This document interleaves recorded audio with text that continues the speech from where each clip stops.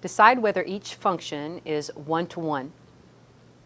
In part A, we have the function f of x is equal to x squared plus 9. As we think about this graphically, that's an upward opening parabola. It gets shifted up 9 units on the y-axis.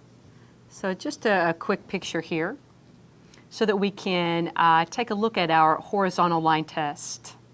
Notice that a horizontal line can intersect this graph in more than one point.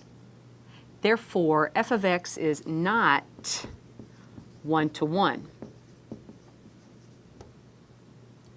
As we look at part B, here we have a graph already made.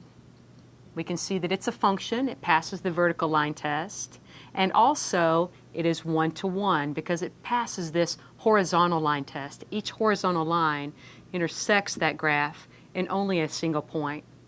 So B, this graph in B, is an illustration of a function that is one-to-one.